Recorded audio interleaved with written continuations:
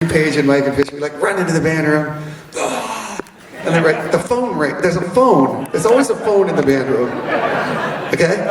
Which, I don't know why it's there. It's like nobody uses it. It's like there's phones in band rooms, but I don't know, maybe there's some kind of connection. I didn't think there were actual phones that you could call out on, but, line phones for talking on. Phones for Anyway, we run off stage at Lakewood, running, and I run in the band room and the phone rings. Ring! And I pick up the phone and I say, band room, Trey talking. Right? And it's this woman, and she's like almost in tears, very heavy Southern accent. And she says, I just called because my son called, and his name is Peyton. And I said, what's your last name, ma'am? And she said, my last name is Hooten. His name was Peyton Hooten. Okay? And she said, my son just called me from the venue. It's his first concert. He's like a teenager. And he'd never been to a concert before. And he lost his friends. And I'm panicked because he's 16 years old or something like that. And he sounds like something, he was sounding funny. She didn't know why.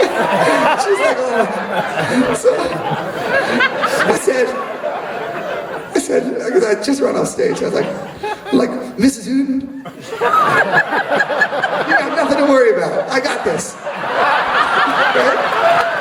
I said, give me your number. I said, I'll call you back in like 5 minutes. So she gave me your number, and I went running out in the hallway. We had all these friends backstage that night. There was a bunch of we had a gang of people hanging out. There were like 20 of us. Like, Peyton Hooten, it's like, we gotta find him. So I went to our head of John Langenstein. You guys remember John Langenstein? I said, Langenstein, I was like, we gotta find Peyton Hooten. And he's like, hold on, he got on the radio. There's only 2 banks of payphones in the whole Lakewood, right? So he just jumped on the radio to the other security guards. He said, is anybody talking on the payphone who looks like they might be lost? And they immediately identified this kid. There he is. So I was like, you gotta understand, it's still only been like 6 minutes since we walked off stage. I said, let's go. I'm like, John, let's go. We jumped on a golf cart. And we start going through the crowd. We're like driving through the crowd, me and Langenstein. It was like, man, high five. Going through the crowd. I'm like, go to the payphones. The crowd is partying, and like we're high-fiving because everybody just was at the show together. And it's like, hey man, like the Trey, look at them. So then we're driving up, and here's this kid. Like,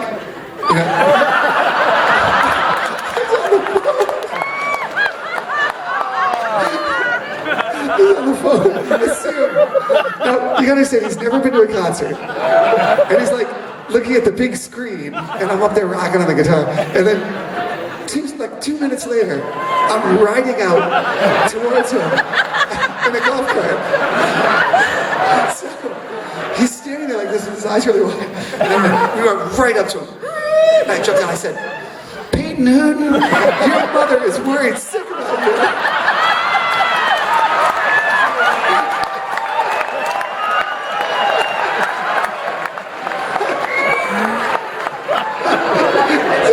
You could just see it, like he said nothing. He was just, I knew his name, that his mother, the whole thing was, so we're like, come on.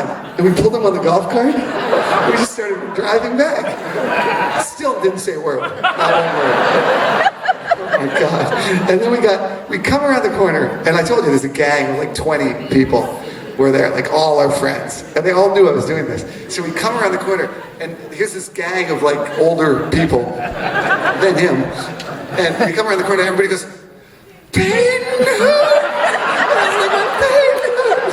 They all like started hugging him and stuff. I'm like, oh my God, you're okay! Everyone knew his name.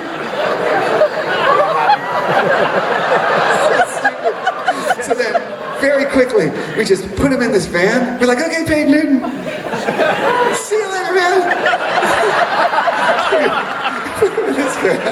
And his mom or something, somehow we had found out that his friends, he had lost his friends, and his friends were at some really sketchy gas station somewhere near Lakewood. And so the van driver said, just drop him off. Like, they went, and he dropped Peyton off across the parking lot from his friends. So there was no real visible evidence of him getting out of the van. He just, suddenly Peyton is back with his friends. And I always like to imagine, like, what happened, like, you know, if he ran over, he's like, Trey I lost you guys, but Trey came out of the golf cart. You got me here. And they're like, all right, man, sure, all right.